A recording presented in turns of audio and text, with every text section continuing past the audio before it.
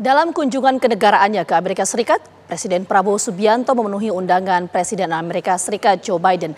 Dua presiden tersebut melakukan pertemuan dan membahas sejumlah masalah strategis. Kepada Biden, Presiden Prabowo menyatakan Indonesia tetap mendukung solusi dua negara atas perang di Gaza. Presiden Republik Indonesia Prabowo Subianto memenuhi undangan Presiden Amerika Serikat Joe Biden di White House, Washington DC, Selasa pagi waktu setempat. Saat memasuki gerbang Northwest White House, Presiden Prabowo Subianto disambut pasukan jajar kehormatan yang membawa 50 bendera negara bagian Amerika Serikat. Ini menjadi simbol penghargaan dan keakraban antara dua negara. Tiba di West Wing Portico, Prabowo langsung disambut oleh pejabat kepala protokol Amerika Serikat, Ethan Rosenweig. Ethan lantas mempersilahkan Prabowo mengisi buku tamu kepresidenan di ruang Roosevelt sebagai tanda kehormatan kunjungannya. Presiden Amerika Serikat Joe Biden lantas menyambut Presiden Prabowo di Oval Office. Keduanya kemudian membahas sejumlah isu, diantaranya penguatan kerjasama Indonesia-Amerika Serikat hingga konflik di Timur Tengah dan Laut Cina Selatan. First, in my view, by advancing free and open Indo-Pacific with ASEAN at its center. As two of the largest democracies in the world, it seems to me our nations have a special responsibility in this vision. Second, fighting the climate crisis. Indonesia is a critical player in the clean energy transition. Third, by building a secure and resilient supply chain. And finally, by deepening our comprehensive strategic partnership that includes deepening our security cooperation. We'll discuss also global challenges, including the Gaza and the South China Sea. So, Mr. President, I'm looking forward to our discussion and welcome. I'd like to have you here. The floor is yours. Thank you. Thank you, President Biden. Thank you for receiving me. United States for us is a very great friend. United States supported us in our struggle for independence and helped us many times in our time of need.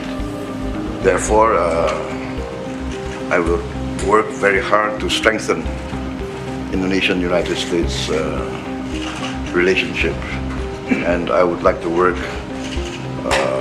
towards this end, that we have a strong cooperation.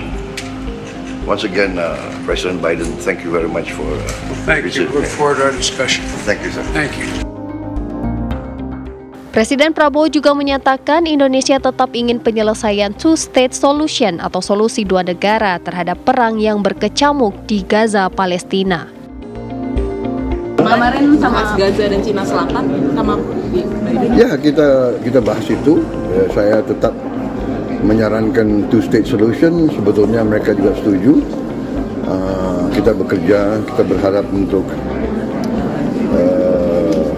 bisa mencatat senjata segera, ya.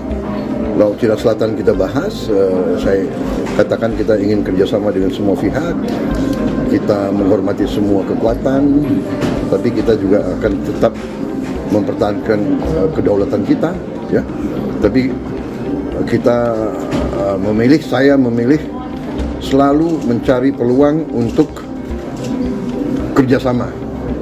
Saya percaya kolaborasi, kerjasama selalu lebih baik daripada konfrontasi atau konflik.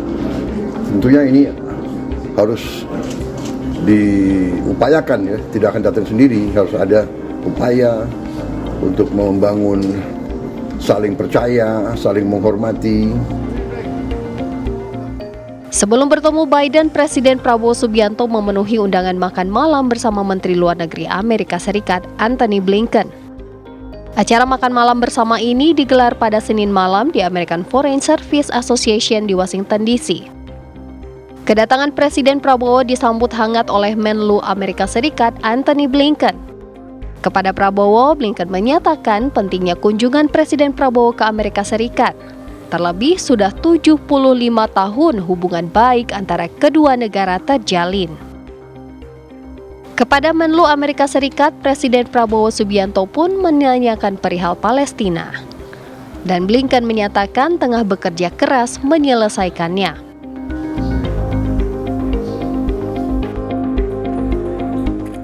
Sebelum bertolak ke Peru, Presiden Prabowo Subianto menerima kunjungan Menteri Pertahanan Amerika Serikat, Lloyd J. Austin, di hotel tempat bermalam Presiden di Washington, D.C. Keduanya membahas sejumlah isu strategis dalam pertemuan yang berlangsung sekitar 1 jam tersebut. Presiden Prabowo menyebut pertemuan ini juga menjadi kesempatan untuk saling bertukar informasi serta pandangan antara kedua belah pihak.